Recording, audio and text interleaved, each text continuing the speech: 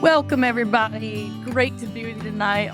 Valentine's Day. No better place to talk about loving some trails in the Allegheny Trail. Be special tonight. We've got some updates for you. Have a great guest, and we're going to kick it off with Molly and Justin, who've just kind of come in from hiking a lot of the Allegheny Trail. Justin, you want to give us a little update on how things are looking out there?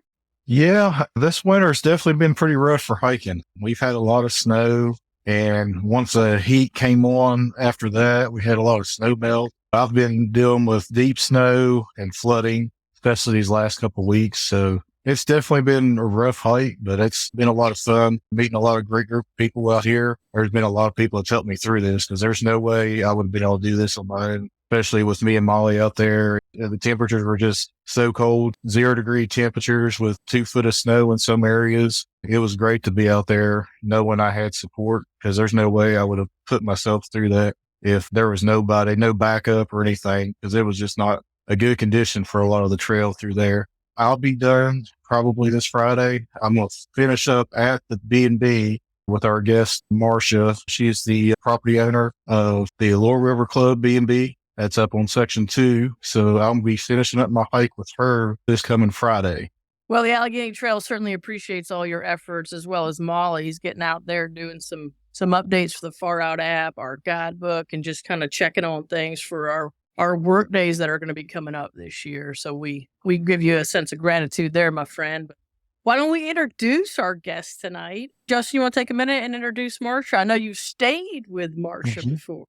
Marsha's the property manager of the Laurel River Club B&B. She runs multiple businesses out of her house. So there's been a great time I had with her. My wife came and stayed with her as well for a couple of nights. So she's been really great for me hiking through there, a great support area, because that was definitely another rough section I had to go through with snow. And so it was great to have her there, put me up for a couple of nights, and really nice room up there. I mean, breakfast and dinners there were great. Her husband, Kendall, gave me a ride up to Blackwater State Park. So it's been a great help having her there, located on Section 2 right there. It's the 200-mile mark of the trail if you're going northbound. So it's really good location to stop and check out, get dinner, and definitely plenty nice place to check out. Well, Julie, why don't you introduce yourself for those that may not know about what you do and your role in all of this? Because we wouldn't be here without you, honey. Good evening, everybody. Happy Valentine's Day. Big hearts out there to everybody. Nicolle, your introduction was amazing. No better way to spend the evening talking about trails and trails that we love. I am your moderator on the Allegheny Trail podcast. I will be talking to you all in the chat. I will be looking at your comments and posting as we go. Any comments that I feel need to go up on the board that are exceptional. But I do have an announcement. So the last time on episode number 2, I failed to mention that not only is the podcast live on the YouTube channel, but about a week later after each episode, I also drop the podcast on Apple Podcasts, Spotify. And just for tonight, I wanted to get ready.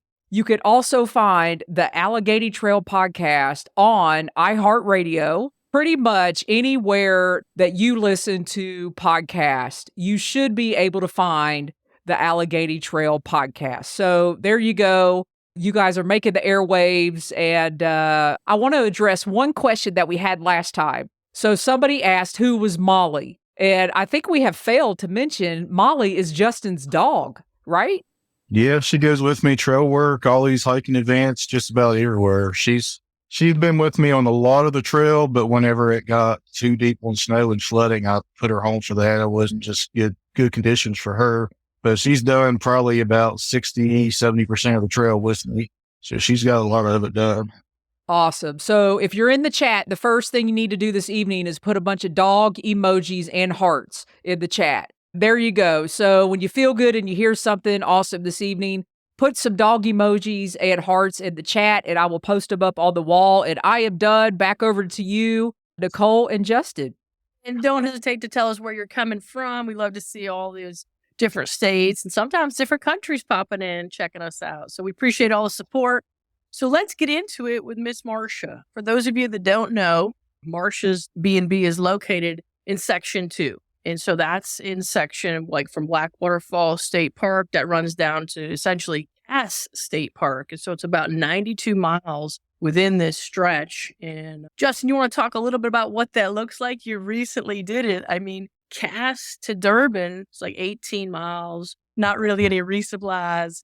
You're not seeing a whole bunch of people on trail, pretty remote. And then you jump from Durban right over to Glady. Same kind of thing, right? When you get to an opportunity to run into the B&B, it's like, yes. Yeah, especially when you're going northbound, really the last town you're really going through is Durban. So you've got a good section of trail that you really have. It's one of the more remote parts of trails, but especially as soon as you leave Durban, headed north, you got Shavers Mountain, and that really is the most remote section of the trail. There's nowhere for people to come get you if something happens. So it's really just a section that really want to take care of going through there. So it's a really neat section. It's really the spruce, cherry trees going through there, really old growth. It's like going back through Narnia. You've got moss covered areas. It's really bright green. Even in the wintertime, if I didn't see snow around, it looked like almost like a spring or summer because you got all that bright green moss through there. You got the spruce and everything, and it's really so green through there. But it's really some place you really got to be cautious for too. Once you go through there, you go into the Glady section. There's just no resupply there, nothing there at all. Going through the low levels through Glady section, following the Cheat River. But once you make it through Glady, go up through Gladwin, you end up in Jenkston where the Lower River Club B&B is. And by the time you get there, you're really ready for a good spot. Because, I mean, that's a good 3 to 5 days for an average hiker to get to. So you're ready for a stop, get a resupply point. She will also do shuttles. So that gives you an opportunity for multiple nights at the B&B, mail drops if you want to do your resupply there, especially going northbound. That's really where I would recommend after you leave Durban to get your resupply. It would be a great place to stop. Really good food. She really takes care of the hikers through there. She will do just about anything that she can to help out hikers through there. I really enjoyed my stay going north from there. You could spend probably 2 or 3 nights there, just slack packing and getting shuttled by Marsha or her husband through there. We're super excited to be bringing them on with the new infrastructure in our outreach program this year, trying to elevate, right, that infrastructure for the hikers. And so, Marsha, love to have you talk a little bit about, the property, the history, what you've seen in the past, what you see for the future. So I know it's a really special spot. I know Julie's got some video, some different components and pictures we'll share there, but we're going to turn it over to Marsha here for a little bit to hear about this fascinating location right on the trail. Well, most people, whenever they come hiking through, at first glance, you would never realize that Jenningston was actually a booming lumber town in the early 1900s. So we've got a lot of history here. We love to take care of our hikers when they come through, make sure that they have a hot meal if they want to, which is a nice, safe place to take a rest. We have a clawfoot bathtub that a lot of them like to have a nice Epsom salt soak whenever they get here. Jenningston is a very special place, not only because of its history, but just because we have so much going on here. It's a 250-acre educational farm, and we have the West Virginia School of Traditional Skills. My son is a masterclass falconer. My daughter does hare, sheep, and angler rabbits. And so we have a lot of things that we're a family of teachers, and we love to teach and we love to take care of people. We have all kinds of people who come here for all different kinds of getting back to nature experiences, not just the hikers. That property's been around since 1905. Is that right? The early 1900s. The house was actually built in 1905. B.W. and Cortez Jennings came from Pennsylvania and built this lumber town. And it was a booming lumber town. 600 to 800 people lived here. This house was actually town square. And so it's hard to imagine that there was so much here. Whenever you come up the driveway, that's the old railroad grade. We have pictures all throughout the house. Whenever you look out the window, you can actually look at a picture and then look out the window. And that's what you would have seen if you would have been here in the early 1900s. The cool thing about not just hikers, but outdoor lovers, hunters, fishers, got mountain bikers, this whole area, right, of West Virginia is really an outdoor sort of paradise. And I know with agritourism, a lot of people from the cities come and they want to get a glimpse into nature and experience that. Tell us a little bit about your farm and the farm animals that are there, because that's really unique what's going on as a hiker. You're coming through, being in the woods all the time, like what Justin and I just talked about. really being on your own in some of these remote areas. And then it's like, bam, you're on this beautiful farm. Everything is farm to table here. So we teach everything from animal husbandry to planting, harvesting, and preserving your own food. So it's taking a step into our lives whenever you stay here, and you can participate on whatever level you'd like. You can have whatever kind of a wilderness experience that you want. We teach people how to butcher and produce their own food on so many different levels that, we have people that come from DC, Pittsburgh. We've had over 40 countries and all but 6 states come here. And we've only been a bed and breakfast for about 4 years. So we stay pretty busy. For me, I'm going to have a choice where I can spend my money. I love to spend it with locals. I love to spend it with people that are conservation minded and aware, right, of what nature offers in terms of healing, in terms of relaxation. And one of the things we're doing on our end and reaching out on behalf of the Allegheny Trail and with Vista is trying to incorporate, some more local elements in our infrastructure. And so what it looks like for someone like us, a hiker, to come through, we were talking about these shuttles. Justin, you've all people have also hiked thousands of miles, right?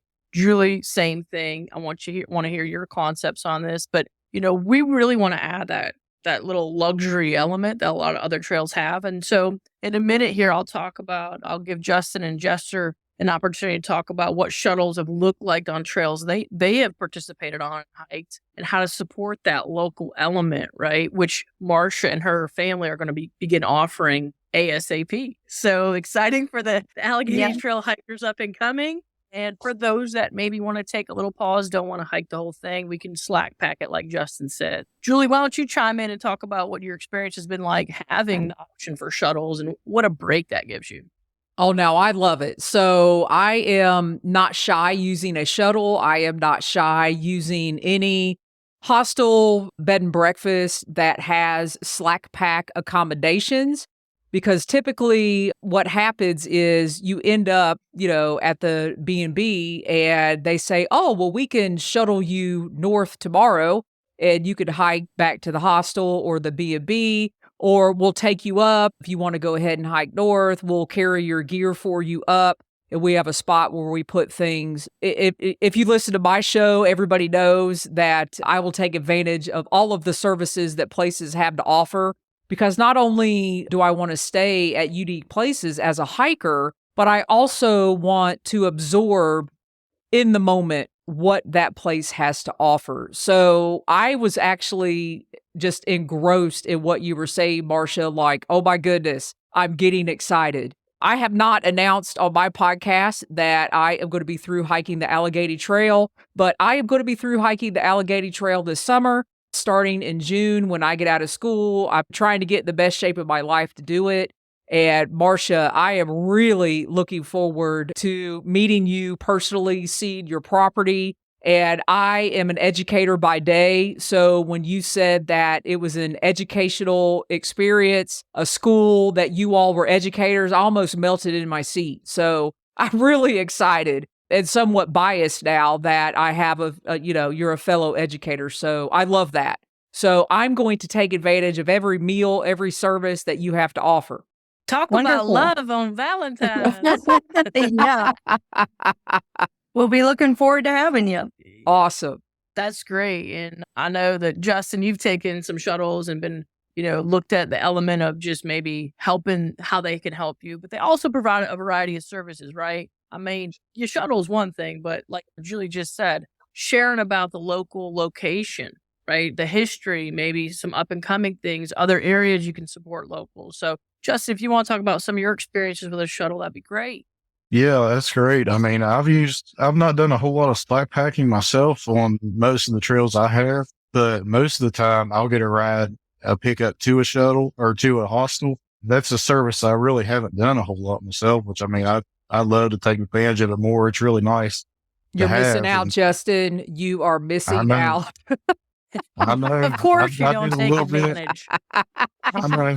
I don't take advantage of it that much on the AT. I did it a couple times through her, and I ran into Miss Janet. She helped me out through there, bought me a pair of shoes, all that. So it's good to have that knowledge because I couldn't find a pair of shoes on the AT that were my size. And somehow Miss Janet rolled up in her van and with a size 13 Ultras. I don't know where she got them. It had to be I couldn't find any. See, it's just that local knowledge of places like that that really you can take advantage of. But what Marsha's doing on the Allegheny Trail really reminds me of what the hostel on the AT right now is doing. It's called a Woods Hole Hostel, and it's another farm to table. It's vegan based, but everything that you get served there has been grown there or bought locally. So it just Appalachian Trail hikers would love to come up here and stay at this B&B as well, because it really does remind me of what Neville at the Woods Hole Hostel is doing. And it's just a good idea to use, especially with locals, and good place to support. Having our own version of this on the trail is going to be really great for hikers. They're going to love that.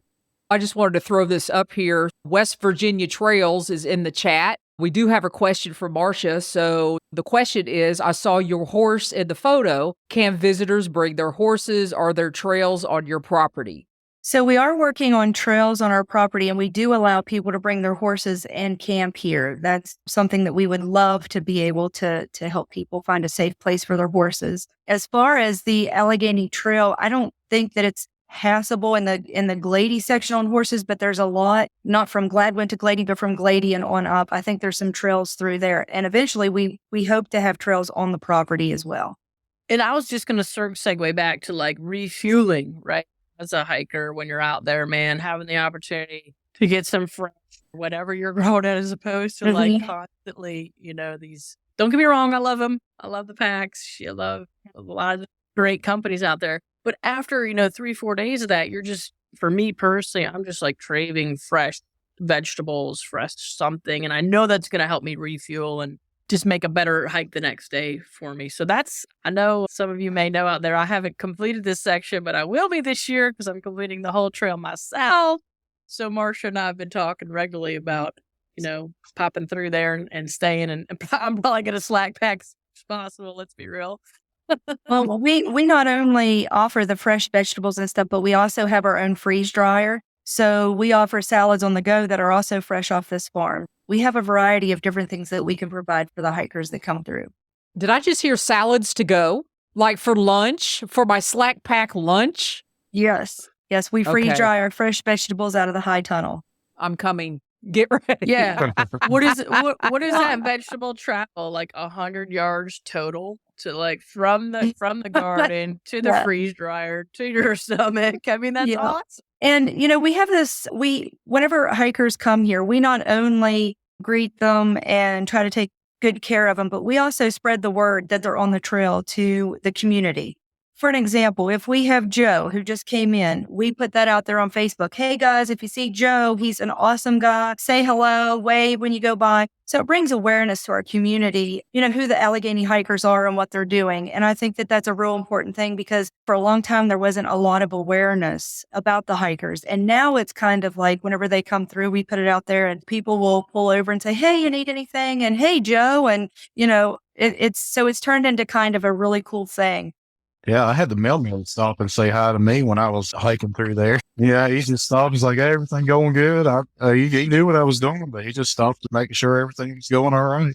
Gotta love it. Small town connectivity. I want to make a point too. We're all hikers on this podcast talking about hiking, but at the same time, we've got families that are going to come out, right? That may not have seen their loved one for a couple weeks, couple days, whatever, making sure they're okay. Tell us a little bit about how many bedrooms are there and what's offered, maybe even outside for people. We have 4 bedrooms here within the bed and breakfast, and then we have the dome. So big shout out to Brad and the Buff, who stayed here, and his family came and stayed here and met him as he was hiking through. And they got to spend some time together, and his family gave him encouragement to keep on going. I think that's really important, that they got to stay here and then see him off the next day. So it was really good. So yeah, here's some of the pictures. We have the Salavera Suite, which has a king bed. Ella Jennings has a queen bed. We also have the Big Timber with twin beds, and the Dry Forker that has a queen bed. Then the Dome, which is down in the middle of the hayfield, which is the most spectacular view of the stars.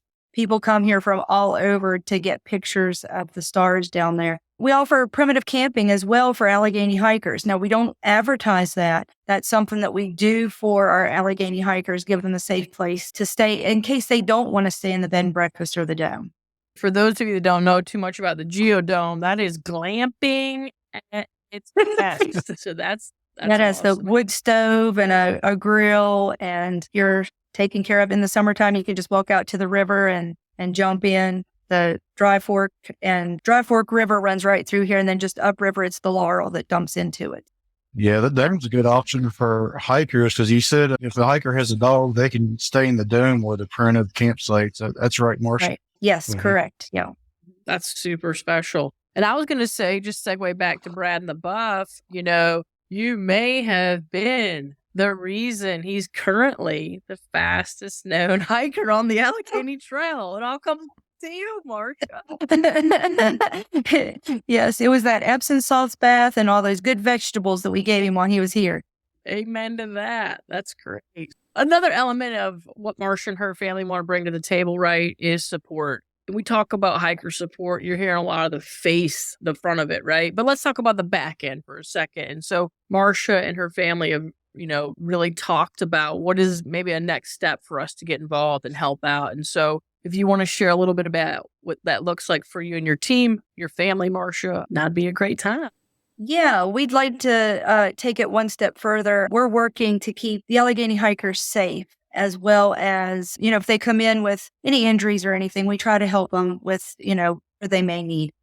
But for those hikers who may feel, whenever they're coming through, like it's a dangerous situation or whatever, we're actually working to put a search and rescue team together.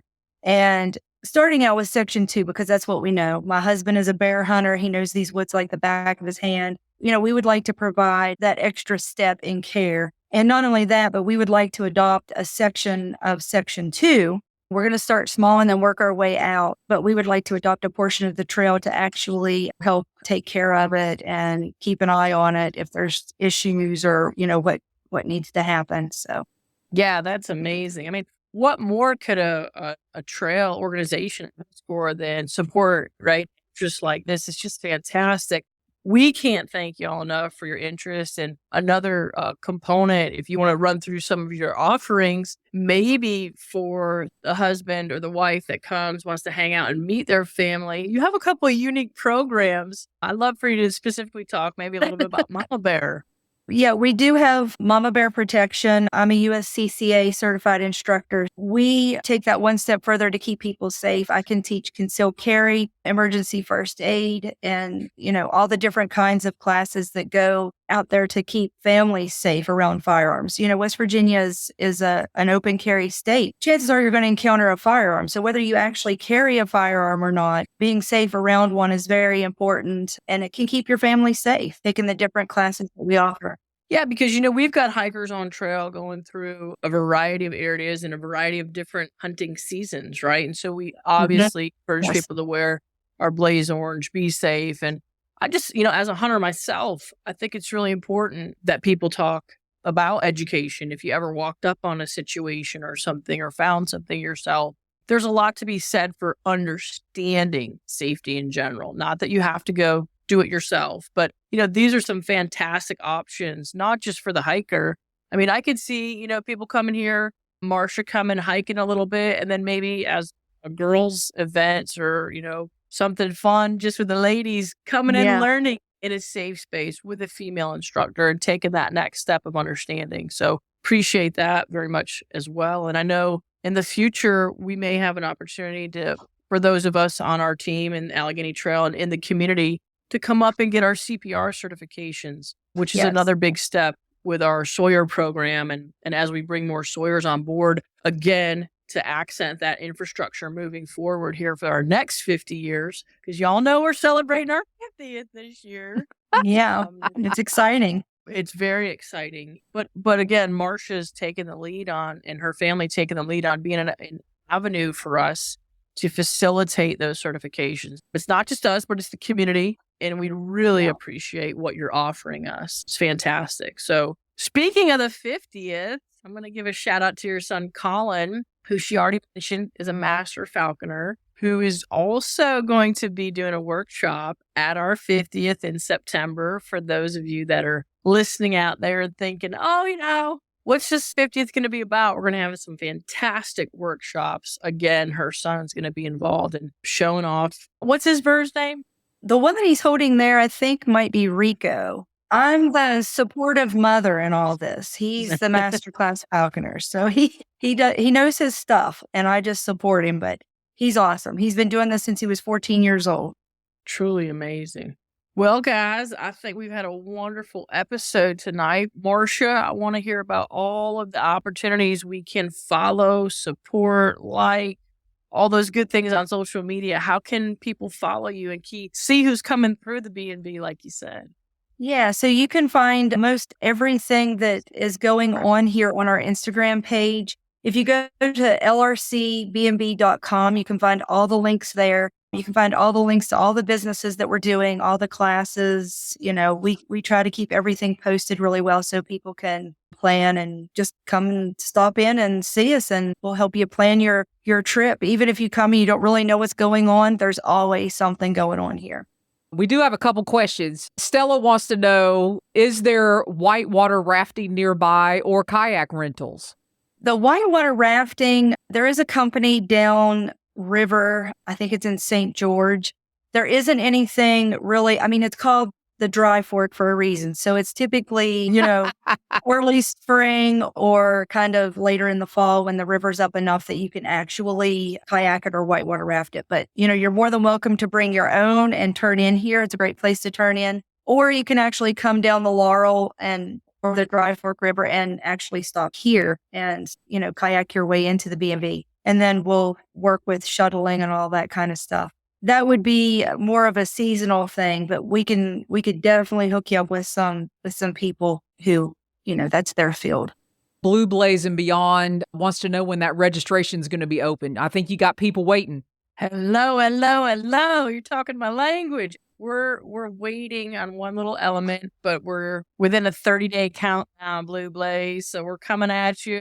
You're going to hear it across so many platforms. It's probably going to wear you out. You will not miss it. But I'm going to say right now on the podcast, 30-day countdown is on. I just want to say, too, Marsha, you guys are open year round, right?